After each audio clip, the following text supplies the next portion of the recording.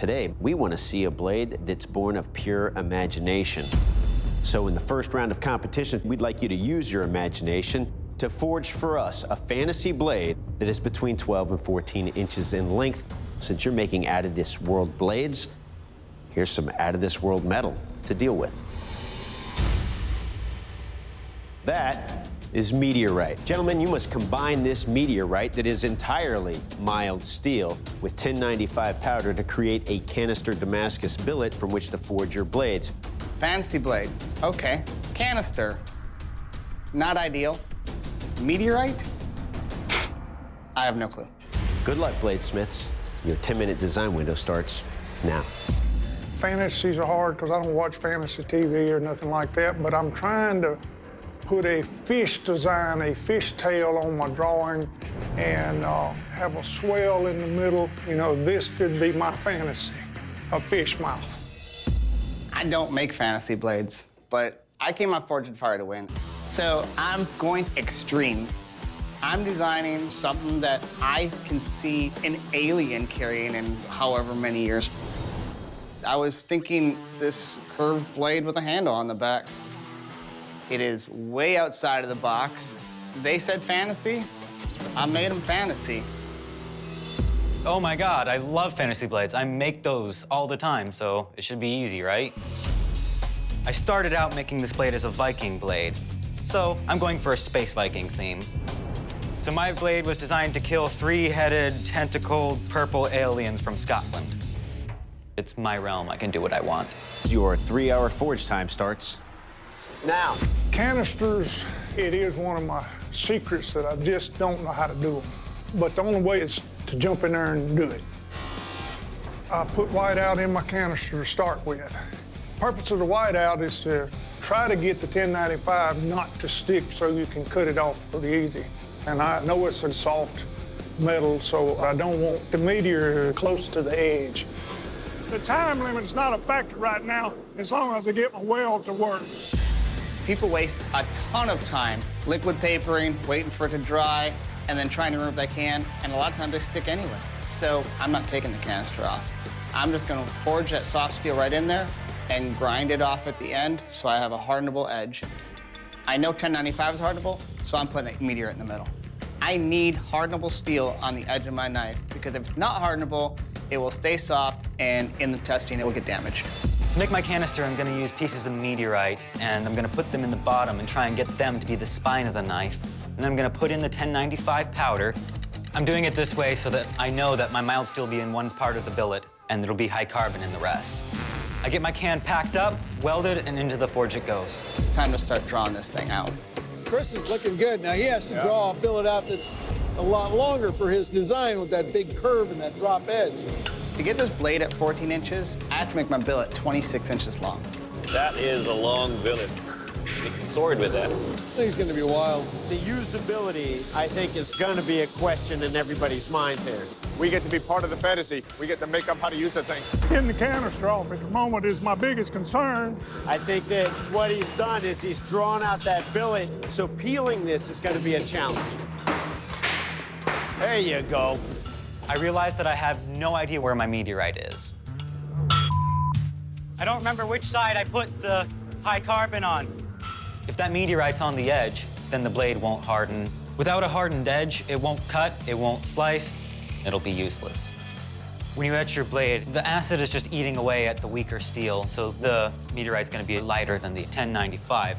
Hopefully it's on the spine and not on the edge. Now we can see where everything is. The nice thing about having that meteorite with that much nickel in it, it should pop pretty brightly. Uh-oh. That's a shame. So he's got mild steel on his edge and some high carbon steel. My blade is meteorite 1095, and they both meet at the edge. It's a big deal because if both edges aren't hard, the blade will deform, it'll break. There's really no way for me to fix it. I just hope it doesn't break. That weird fang tail ends up getting me. Oh, my God. It's an alien sword. I want to quench just the edge, but the quench tank won't allow that, so I'm gonna have to quench the whole blade.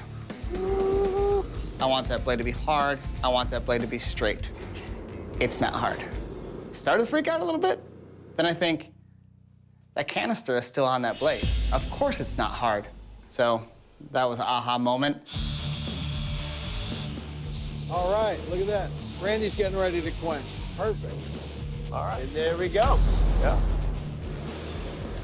I've got a good, hard, straight blade, and I'm tickled. It's impossible to state how much that clock will mess with your head. Dan, he's got his shape ground in. Because my blade is meteorite 1095, when it gets quenched, the 1095 constricts, so the blade gets a bow in it. Stupid blade. So the goal is to have as little warp as possible. Damn it. I'm gonna quench this blade as many times as I have to until it comes into a range where I know I can fix it. Holy crap. Big fireball. 5, 4, 3, 2, 1. This first round of competition is over. Bladesmiths, welcome to the strength test. To test the strength and durability of your blades as well as the overall construction of your fantasy knives, I will be chopping them into this odd-looking armor. Remember, this test is all about what the armor does to your blades and not what your blades do to the armor. Dan, you're up first. You ready? Yep. All right. Oh God, this is the worst feeling ever. My stomach just went up to my throat. Half my edge is high carbon steel and the other half is meteorite. It looks good, but I don't think it's gonna hold up.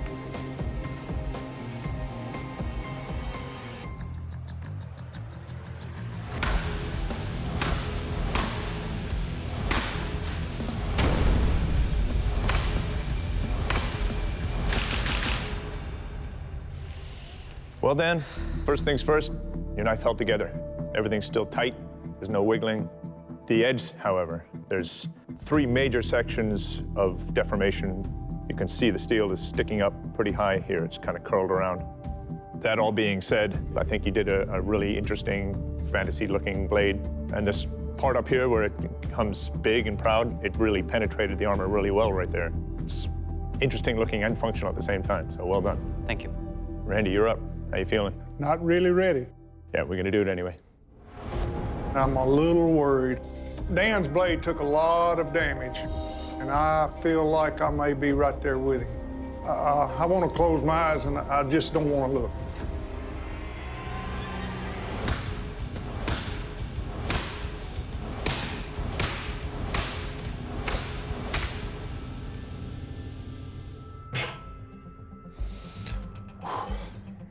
Well, Randy, it's got a lot of mass to this thing. This is a heavy knife. Your blade held up really well. There's some minor chipping here and here, but the edge geometry you put on that is perfect for a chopping test like this. The handle is comfortable to hold, but it is a little bit easy to lose control. That aside, I like that you used the meteorite for the guard. I think it really adds to the fantasy nature of the knife. So, in all, well done. Thank you. Chris, you're up next. Are you ready? I'm ready. I'm excited to swing this thing. My knees are shaking, my palms are sweating, my heart is thumping. What I'm worried about is my design. I've never seen one like my blade.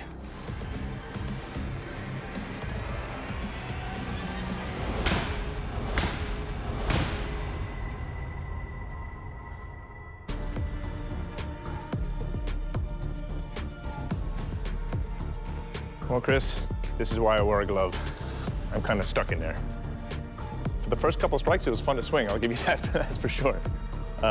It is bent up this way here, but more importantly, right down here where the blade meets the handle is where it pulled away from the guard at that spot.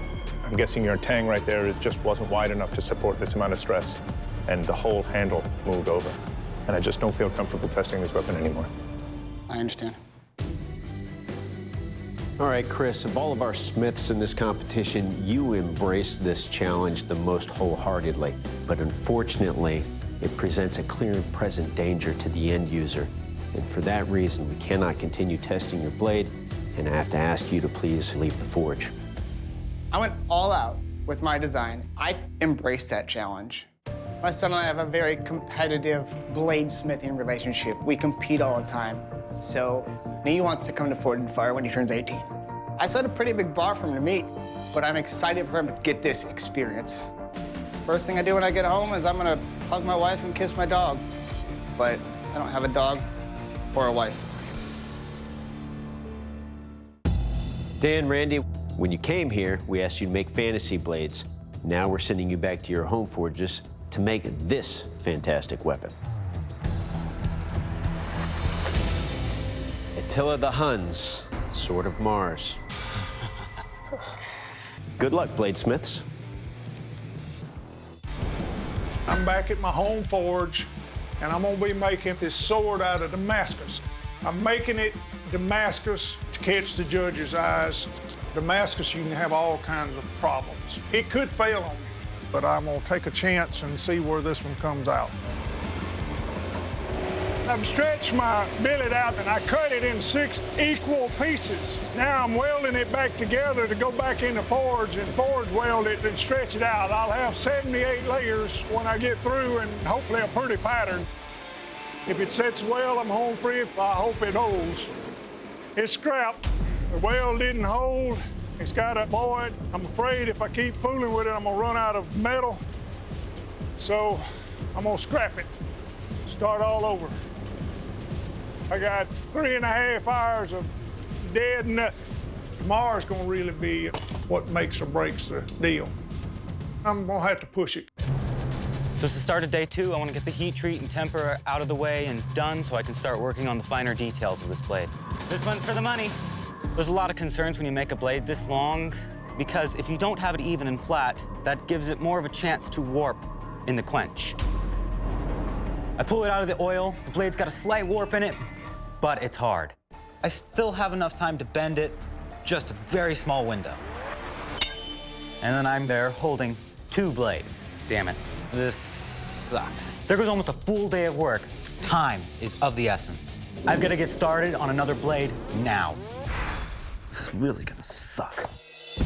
On day 2, I got my new blade stretched out. I wound up with 13 layers instead of 78. Today, I'm starting off fitting these ball spindles to my guard. I got my ball spindle made. Just don't look good.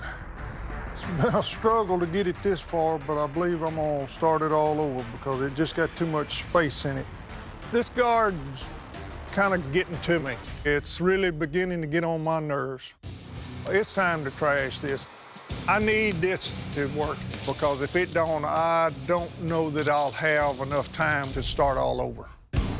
It's the start of day 4. I lost time with my first blade. Time's winding down now. I want to make sure that this is spot on for the judges. Tang's a little thin, but it should be working. Now I'm gonna start work on my handle, which is going to be made out of this little dolphin that I got from a thrift store. I like to find a use for everything. And I want to get the tang burned in all the way. You see how it's not smoking? That means the wood's not touching any part that's hot. I couldn't get the tang hot enough to burn in, so the only thing keeping me from going all the way up is the width here. So I gotta stick it in the drill press and then drill out a little bit. I fit the handle and epoxy it in. Once it's on there, it's permanent. I can't go back. This is insanely nerve-wracking. If my fit up is loose whatsoever, I could go home. I wish I had more time to make it a little bit better. Oop, there goes your cushion. It's the last day.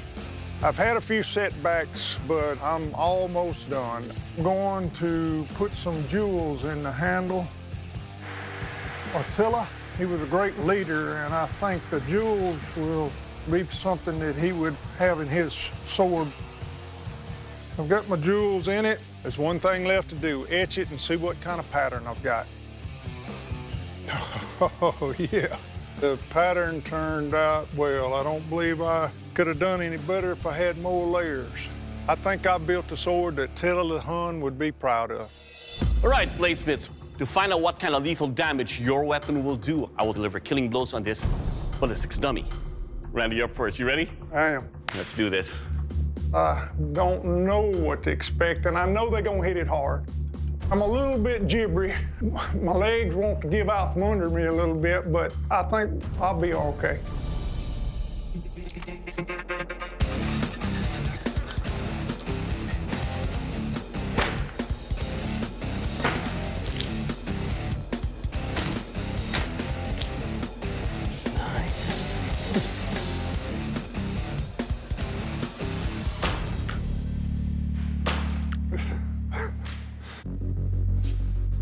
All right, Randy, let's talk about your Sword of Mars here. First up, the Damascus pattern you have here is gorgeous. Thank you. The weapon design is very aggressive for thrusting and slashing.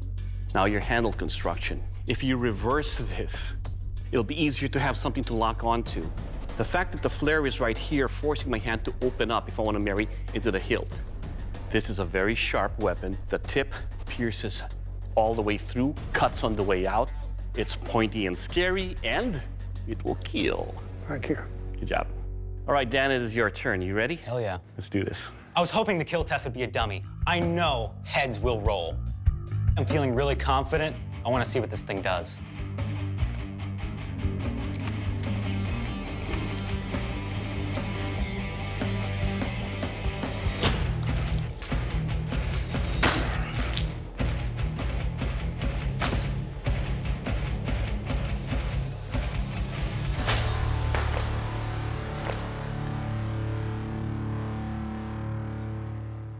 All right, Dan, let's talk about your weapon here. I love the balance of your blade. When I go forward, it's not hard to pull back to go in again for another kill. Now, your handle construction.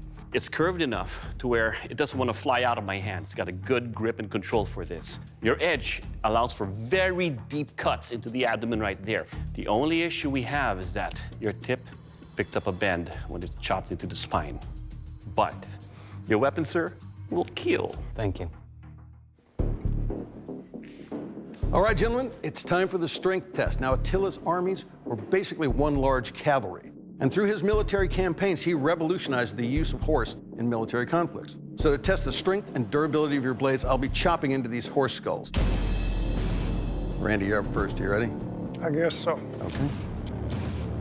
I designed my blade with a sharp edge, and I'm a little worried. My stomach's up in my throat a little bit.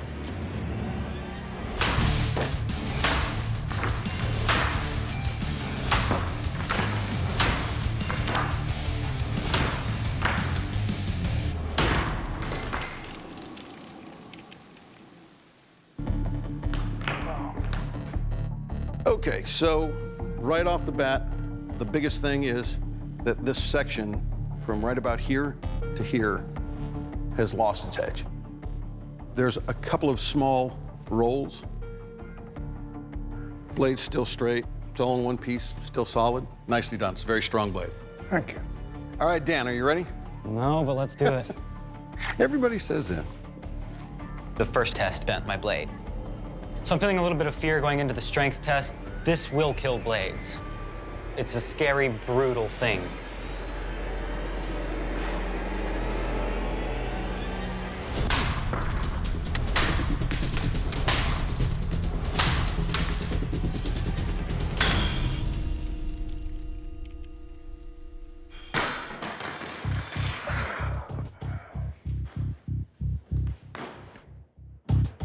At the guard.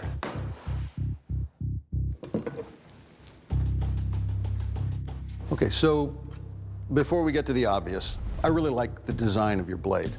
It's got a great weight to it, had a really good feel in my hand. The balance was really nice.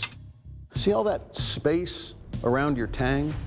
With that room for that blade to move inside the guard, it could just create so much stress that it cut loose right there at the corner. If it were all tight, there wouldn't be any stress. There's no discoloration here, so it's not that there was a crack here before. Your grain structure looks fine. It was a well-designed piece, but obvious flaw. Dan, unfortunately, your blade suffered a catastrophic failure in the middle of our strength test, which means that we can no longer test it. I'd like to invite you to shake our hands, shake your competitor's hand, and then please leave the forge.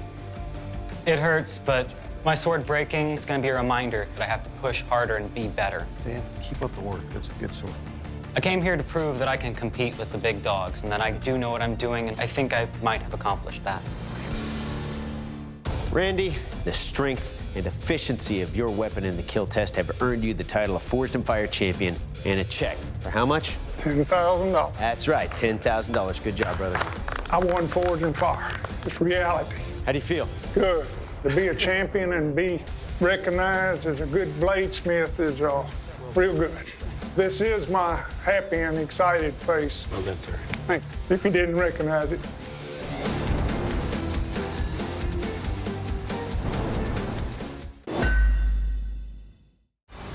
There's only one place where I see people moving around as much metal as you guys do here in the forge, but we can't have you guys forge there, so we've brought it to you. And that place is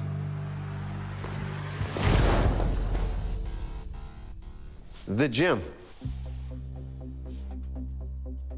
Right here in this setup, we've got a lot of different types of steel. Some of that steel is hardenable, some of it is not.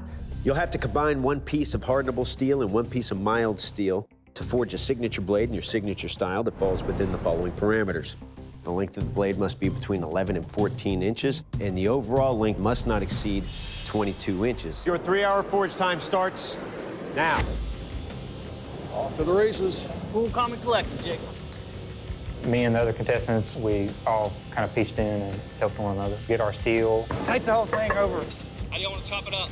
I think I can tell if a steel is hardenable or not by what it was used for. Is it being put under a lot of stress? Is it meant to flex but not bend? I'm choosing the barbell and the twisted barbell.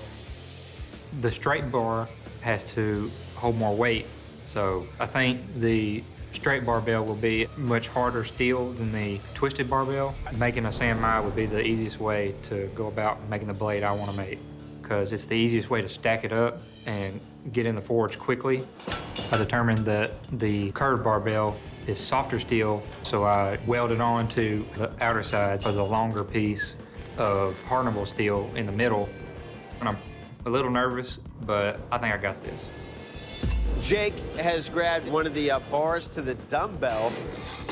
I've seen people put 900 pounds on that thing and it flex but never breaks, so I know that it's gonna be a good high carbon steel. I'm gonna do a sand mine Damascus with the mild steel from the casing of the bench itself. It's super important to get your steel clean before you do a forge weld. Hot steel! Because any impurities can damage your weld and get you not to stick. My game plan is to get my barbell flattened out. I got 2 pieces of mild steel cut out. I'm just gonna go ahead and stack them on there and forge weld them as fast as I can and get it rocking. I picked the steel off the leg curl, get the good piece of hardenable steel. Try to get the blade shaped out first, then we'll add the secondary piece into it. My forge welding skills was a little better. I'd try a San Mai or a Taco or something like that. I'm gonna try to kind of play it safe.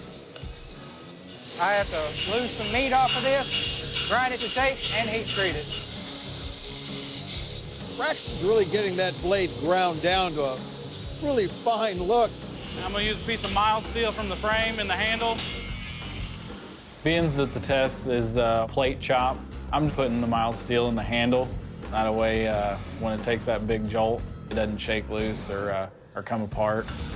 I use the San Mai technique so that the outer shell of the blade is a little bit softer and can absorb some of the shock from smashing into that weight. She's stuck, baby! She's stuck!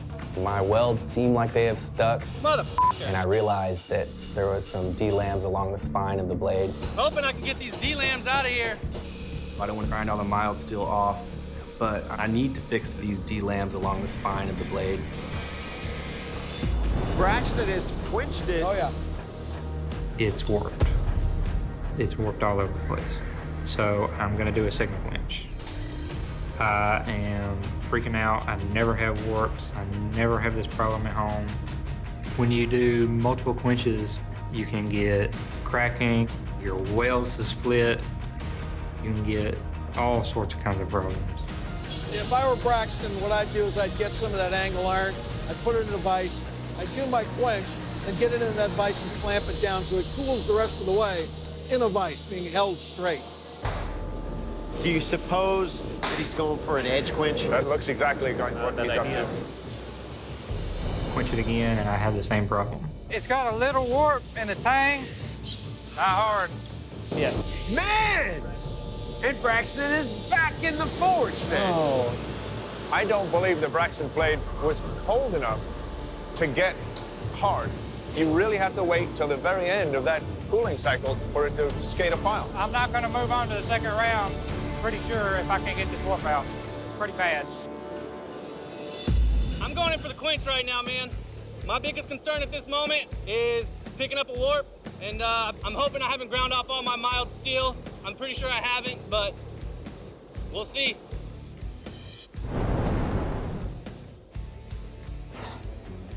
I like it. Jake's blade is maybe one of the thinnest we've ever had come out of a round one. And narrow. 5 minutes. Yeah, boy. Yeah, it looks like Kyle just squinched. Yep.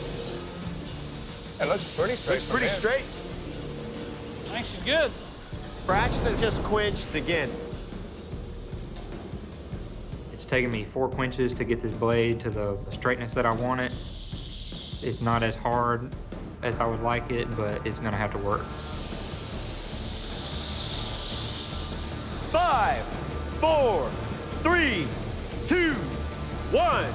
Bladesmiths, shut down your machines, drop your tools. This first round of competition is over. Bladesmiths, to test the strength and durability of your blades as well as the overall construction of your knives, I'll be batoning them mercilessly into this weight plate. Remember, this test is all about what the plate does to your knives and not what your knives do to the plate. Braxton, you're up first. You ready for this? I feel a little nervous, but go ahead. All right. That is a piece of metal they're gonna be hitting. My blade didn't get as hard as I wanted to, so I'm starting to cringe.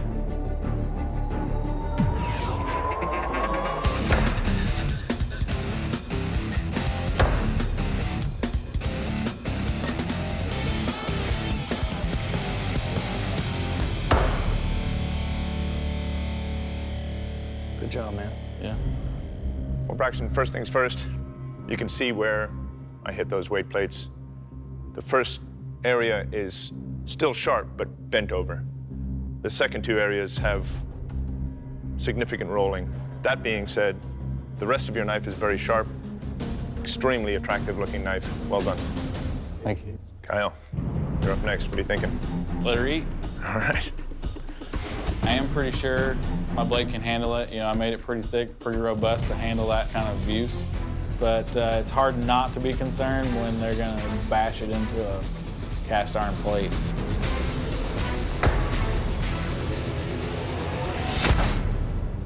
What the hell was that? Kyle.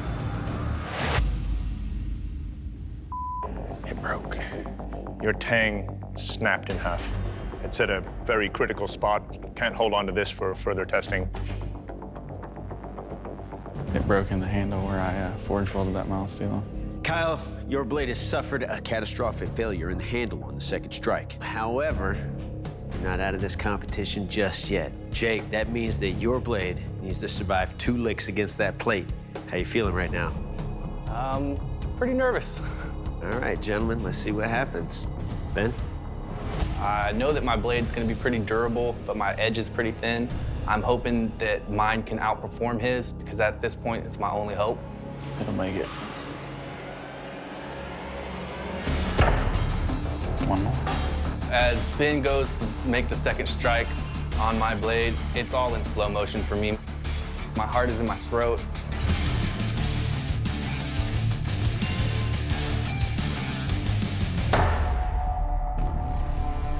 There you go.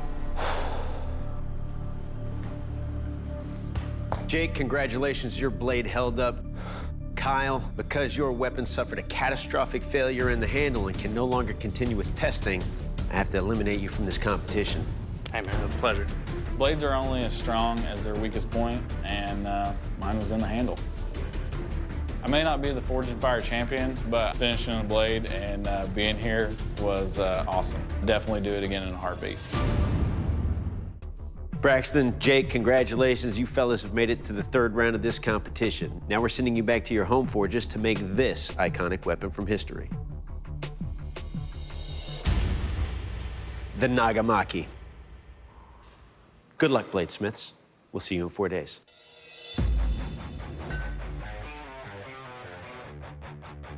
It's day 1. I'm back at the home forge. I'm pretty nervous going to make my first Japanese sword. The first thing I do is taking it down to size. Straightening this blade is a hassle. It's wanting to curve like a banana, and I'm having to straighten it out little by little. I have to be very meticulous on the amount of curve it has.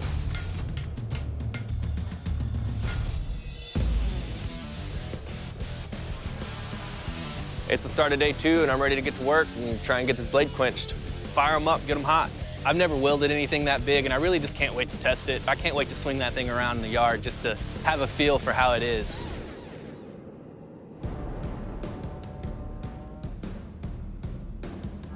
I checked the blade, and it's hard, it's straight, and I just have such a sense of relief.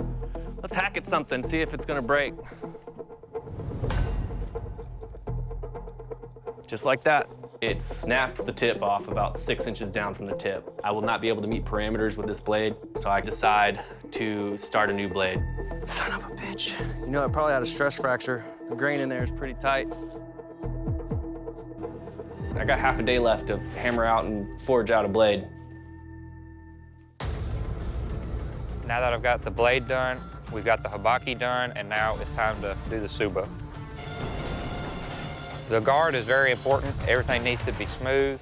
Oh, that's a tight fit. Feels really good. It's just a little bit heavy.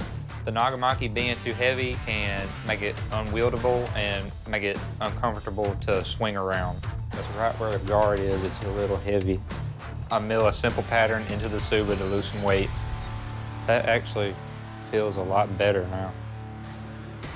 All I lack is the wrapping and doing a final cleanup. I only have a few little things to do on day 4. This is cool. My last day, I had so much to do. I have no room for error. I was able to forge out a blade, grind it out, and get it quenched. So I'm just gonna try and meet the parameters and get the blade turned in and sharp. That's pretty good. I have my habaki done. That took me a long time yesterday. I have my tsuba pretty much to where I want it. My main goal for today in general is just to get the handle complete. I am quickly running out of time. I needed to make this handle as quickly and as efficiently as possible. I'm trying to get a pretty good grip to where the blade is very easily indexed. I don't want the handle to be too thick, but honestly, I just need to get a handle on it. Solid, that's for sure. Once the glue dries on the leather wrap, I go ahead and start this long process of the Ito wrap. This just so happens to be one of the hardest builds I've ever done. I really could have used an extra day, but I'm just happy that it's over. Oh, that is smooth. All right, Bladesmiths, I will take your weapons to deliver killing blows, slashes, and thrusts on this wild boar carcass. Braxton, you're up first. You ready for this? I'm ready. Go ahead. Let's do this. Man, we have hogs around where I'm from. Skin is very, very thick. I'm nervous, but there's nothing I can do. I guess gotta let the chips fall where they lay.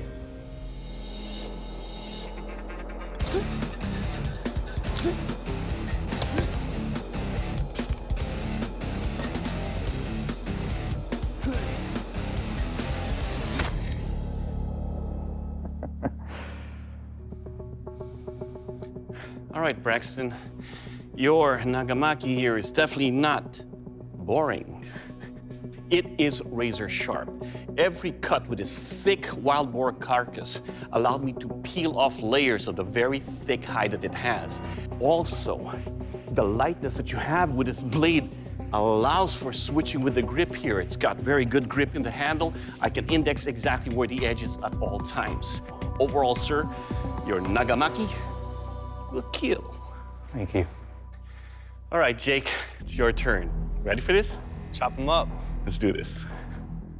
It makes me a little bit nervous. I really want mine to chop through the boar as well, but the blade can actually take a lot of damage during the boar testing because there's bones. I know that Braxton's blade set a very high bar. Mine needs to perform just as good as his.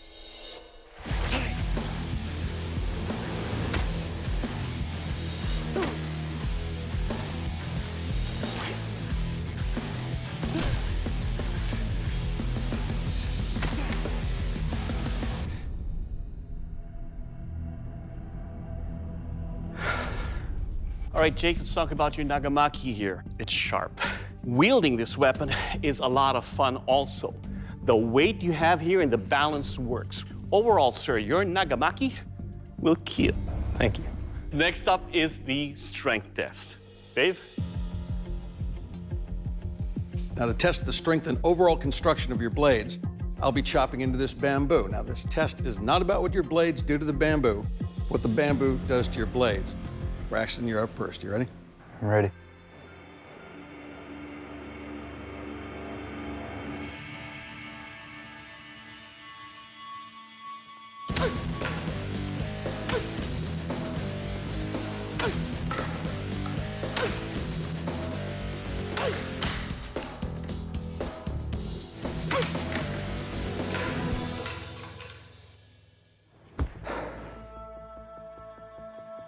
All right, Braxton, as far as what the bamboo did to your blade, it did nothing.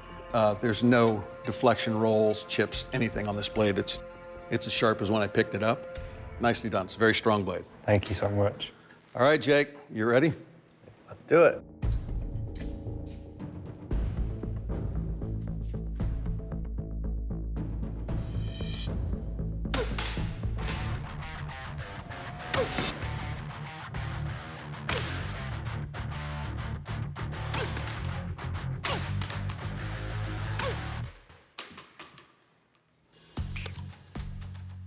All right, so your edge, just as sharp as when it started. There are no chips, rolls, deformation. It sliced right through the bamboo.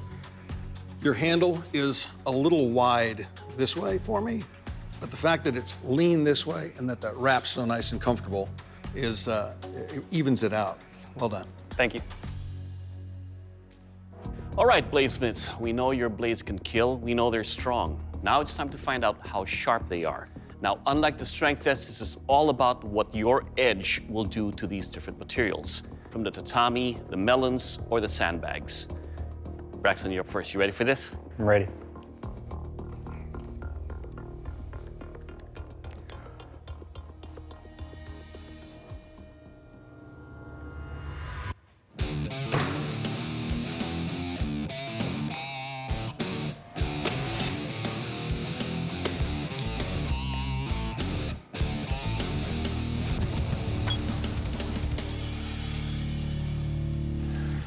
All right, Braxton, your edge had no issues at all cutting through the tatami mats, cuts the melon easily, and on sandbags, it will cut through. Overall, sir, your weapon, it will cut. Thank you. Jake, your turn. You ready? Let's do it.